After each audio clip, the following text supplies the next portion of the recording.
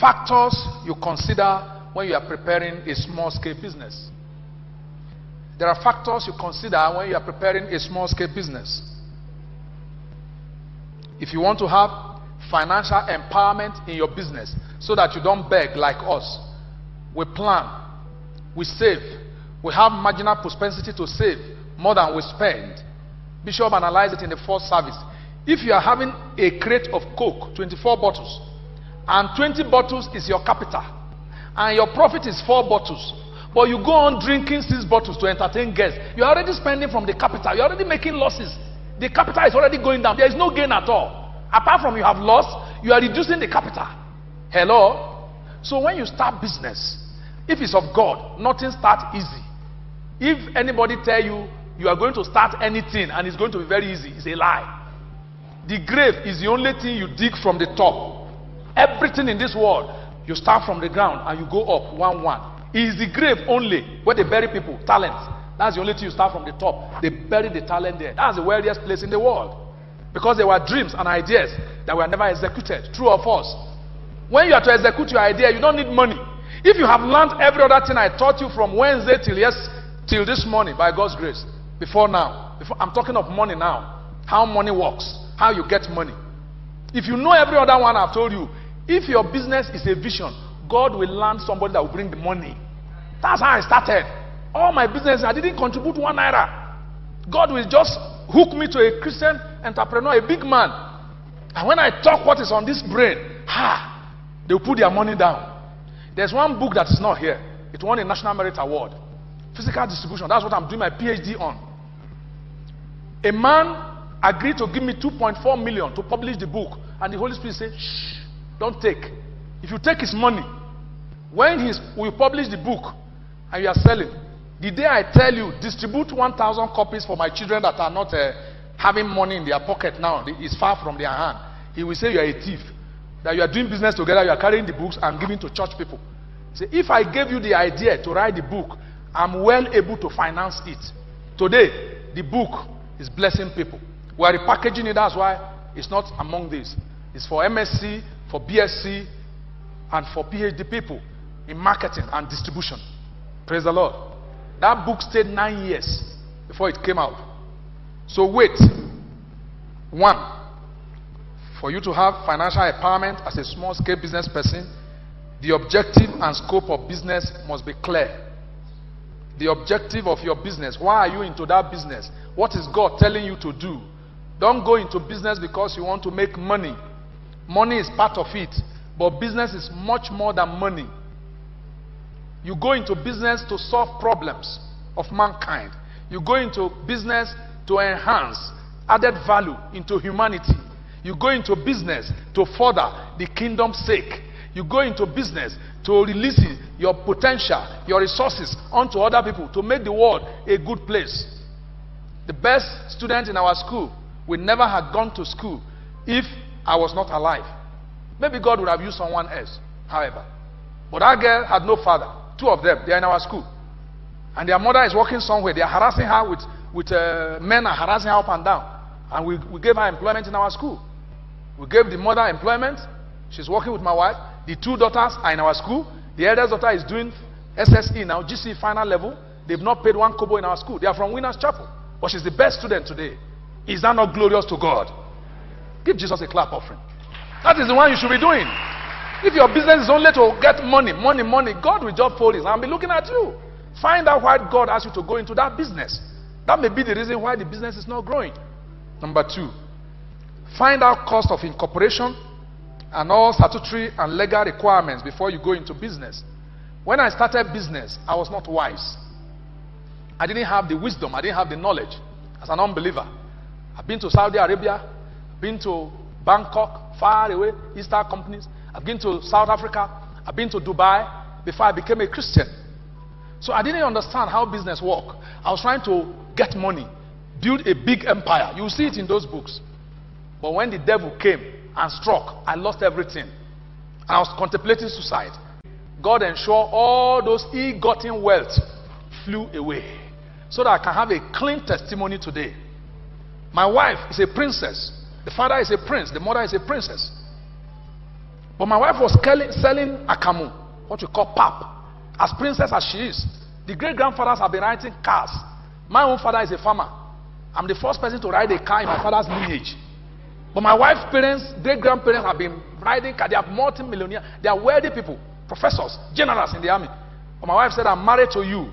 Anywhere you are, that's where I'm going to be. What a wonderful wife. Today, she climbed a jeep. Her car is a jeep. Huh? Wait for your time. Don't be in a hurry.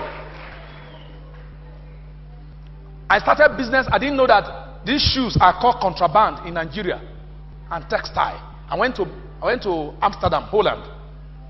And in Holland, I went to buy Hollandis. If there are Nigerian women, Igbo women here, they will understand what to call Hollandis. Holland wax. We package them 6 yards in a crate. When I got to Lagos, they seized all my products. My shoes were seized in Kano.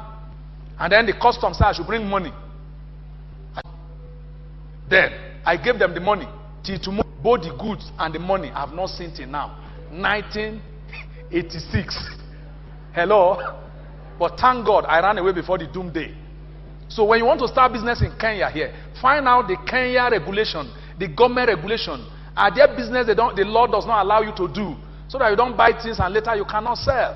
There are restrictions. There are statutory regulations to doing business. Number 3, management competence and expertise.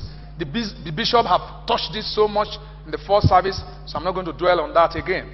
Before God gives you money, as a Christian businessman or woman, you need to have a sound knowledge of everything I'm saying now. That's when God will empower you financially. Because if God gives me 1 billion now, He knows what I'm going to do with it. No one kobo, no one shilling will be misspent. He knows. All the funds He gives, before the money comes, the plans are there. Before the money comes, the plans are there. If you don't have the plan and you suddenly jump into money, you would have wasted 85% of the money before your brain starts telling you the real thing you need money for. True. In Nigeria, there's an adage: if a small boy has money, he uses it to eat baked beans, akara. If a small boy has money, he just uses it to eat cake, beans cake. So God wants you to be a trained adult before He releases His wealth on you, so that you don't become the prodigal son. Don't look for money. Begin to look for the things that brings money. If they give you men, can you manage them? Do you know how many people this organization is managing? This is an enterprise. This is the greatest entrepreneurship that I've seen. The Living Faith Commission worldwide. In 28 years. Do you know how many staff are on this organization that God's servant is managing? How many staff do you have in your business that you are not sleeping in the night? How many? If they give you 1 million shilling, you forget your husband and wife. They are no longer handsome and beautiful. You want to marry another wife. You want to get another boyfriend. God will not give you money. That's not the purpose for giving you wealth. There are a lot of orphans who are not going to school. There are psychiatric hospitals. Go and give them the profit. But you go on giving bribe and settling bribes. What testimony will you have as a Christian if your business testimony is not different from the way they are doing it on the other side in Egypt? If you are sharing bribe with them and you are still corrupt as they are, how can you invite them to church and they will come? I play straight. There's an oil company in Nigeria. They paid 4.8 million Nigerian naira into my account in 1998. And I walked into their office with hands in my pocket. And I said, young man, you still want your job? I go to the finance director. You know he knows me one-on-one. I train your MD in this oil company. I'll tell the white man, and all of you are gone. If that money doesn't move from my company account, they were saying within themselves, we want to help him. He's making guy. Tomorrow he'll say his company, we're not giving him contract. We want to beef his account. Is he the only pastor? When I went to their boss office, I took him up from his seat. I said, you boy, if you don't want to be sacked in the next 24 hours, go and warn your boys. I have been coming from Egypt. If it was money I needed, I know cocaine. I have seen it a lot in Bangkok when I was going to that side.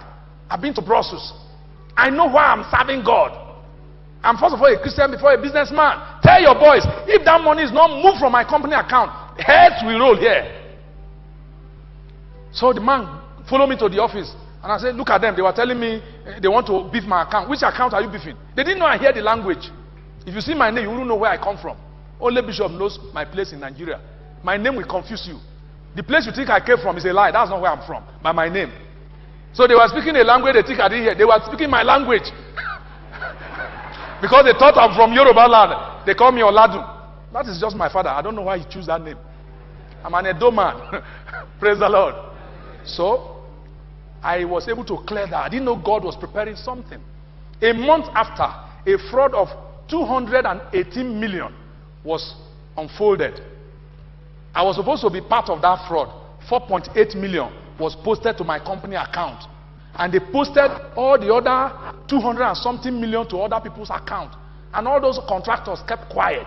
And they shared the money with those boys. Some of those boys ran away to London, to US. They ran away from the oil company. But the fraud was exposed by auditors.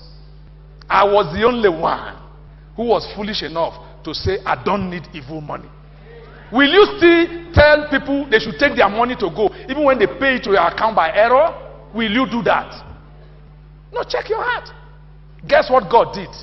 Because God is a faithful rewarder of those who seek Him. 2 months after, my company, we got a contract of 135 million from the same company. Every other contractor and consultant that took that fraud, they deregistered and deleted them away. Where will I have gotten that contract from?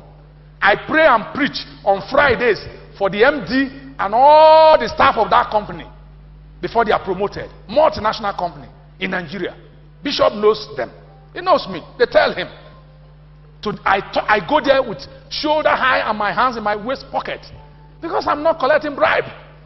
No, I don't need it. God is enough. Anything God can't give me in finance, let it never come. May I not have the money I need if God cannot provide it. When you get to that level, God starts with you. Stand straight. Just be straight. And serve God. Stop playing tricks. Are you still happy with me? You need financial soundness. Bishop told you that you must have accountability. That is financial soundness. God wants to see your technical feasibility report before He releases money for you so that you don't waste it. You need feasibility report for God to bless you. Feasibility report.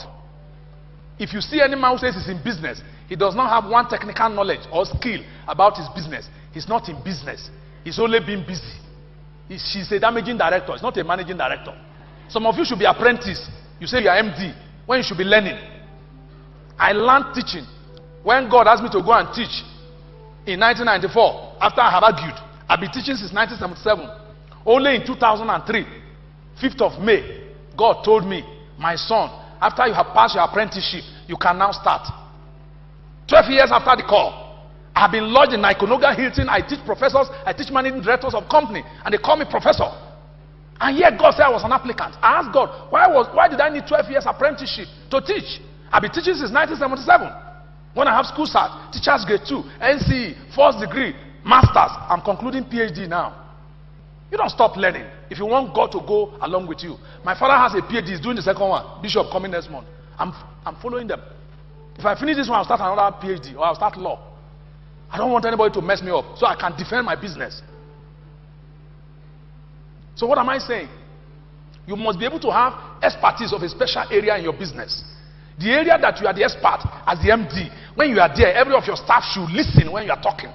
But if you don't know anything about your business, the day your staff say they are not working, you close shops. They mess you up. You are only being busy. You are not in business. Learn a trade before you say you are in business. Business is standing on where God has put you, executing His purpose for your life. Everybody is in business in this world. The talent God gave you is meant to be traded here. When you die, it's not required in heaven. Can't you think? If you don't think, you stink. Start thinking. Your brain is too loaded for you to be a beggar. You come and queue up. The number of hours you are waiting for Samaritan Pause. If you go and sit down and read a book and read the Bible, idea will hit you. God created you an enviable destiny. If you are to lend to nations and you are still begging, when will you start feeding yourself? Before you start lending to nations. You're getting too old. Joseph at the age of 30 took over the world, became a prime minister. How old are you? Ask yourself. I'm already late. I'm angry that I'm late. I didn't know this thing early enough. And some people are still there, begging. Never. None of my lineage will beg till the world ends. Never. We will be giving. The hand of the giver is always on top. Be a giver. Stop begging. You need marketing justification. to be in business. I told you on Wednesday that you needed a vision, mission statement, and a corporate organizational objective. There are 3 types of businesses. Finally, we have cottage industry, micro industry, and we have small scale industry. Because of time, this is where we're going to shut down. In conclusion, I want to say there are few sources of money. I'll just run through them. You either use your personal funds to start business. If you have been retired, you can use your pension money or gratuity. You can use friends and relations money if you are having trustworthiness. You can use past savings that you have made if you saved anything at all when you are working. You can use insurance policy if you have any policy, life, general or group accident policy if you took anyone. Your dividend and share certificates, if you buy shares, they are to help you start off in business. If you take your share certificate to the bank, they'll give you money because that your certificate is money in itself. So you don't borrow, you use that money to start your business.